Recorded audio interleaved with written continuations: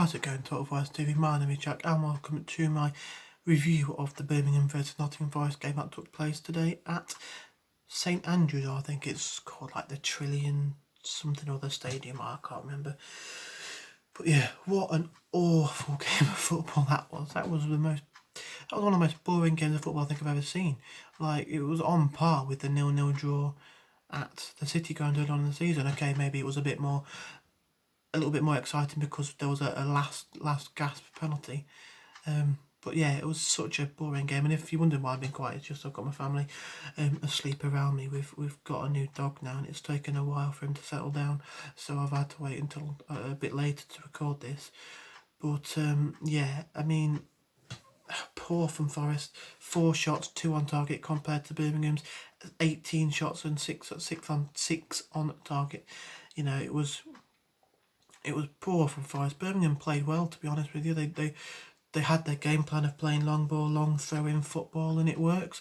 And, you know, we were playing right into their hands with the way that we were playing.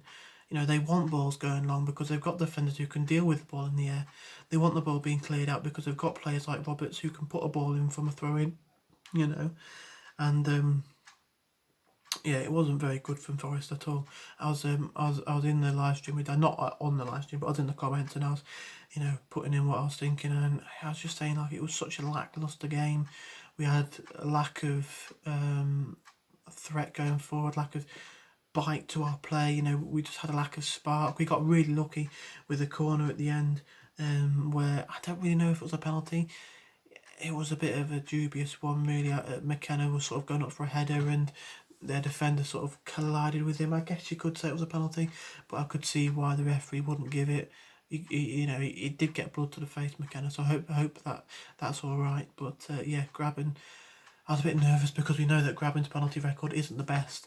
You know, he's got better over the past couple of seasons, but when he first came to Forest, it was more sort of a score saved, or score miss sort of thing he was on there. But yeah, he dispatched the penalty away, and yeah, we come away with a point which we very much didn't deserve. And you know, we're now 2 points above the drop zone, well, 2 points above safety, which is okay now. 3 games in hand.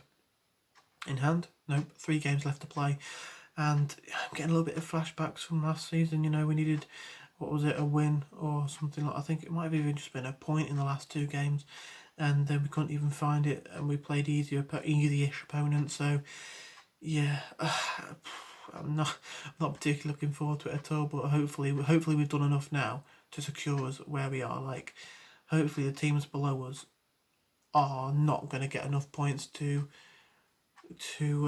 stop us getting safety, because pretty much all that you can really see happening to get us down now would be like all the teams below us winning their last 3 games and we losing them, which could happen, don't get me wrong. Like, it could really happen. You know, sort of Sheffield Wednesday could win their last 3, we could lose our last 3. Birmingham, whoever else below us, would all win their last 3, and we all lose our last 3. It could happen. You know, the Championship's a funny old league and anything can happen, so it wouldn't surprise me. But yeah, I think we can do the job now. I do think we can do the job. I think we've got enough points as it stands anyway. But yeah, really lacklustre performance, poor game. Samba made some really good saves. I think he was probably one of our man of the matches. I can't really give many other players the credit for man of the match. I think McKenna played well. I'm not sure if he was at fault for their goal. I can't quite remember, if I'm honest. But yeah, I don't think he was too bad. Christie didn't have the greatest of games. Worrell was okay. You know, Worrell was Worrell. You know, what you can get, what you expect with him. Sorry about that there. My phone was about to run out of charge, so I had to make sure that I could actually finish a video with some power in the batteries. I forgot my words then.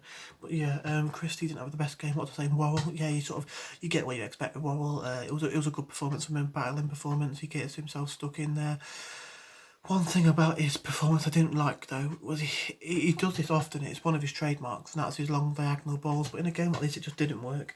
We needed to keep the ball on the floor, get some pace on the passing, zip the ball within the the midfield and the defence and get it to the front, instead of trying to bypass the midfield with a long ball where their defenders can just head it away. It's a bit disappointing to see that. It is his trademark, so it is something he's going to try. You see him searching for the wings, searching for the striker coming out wide.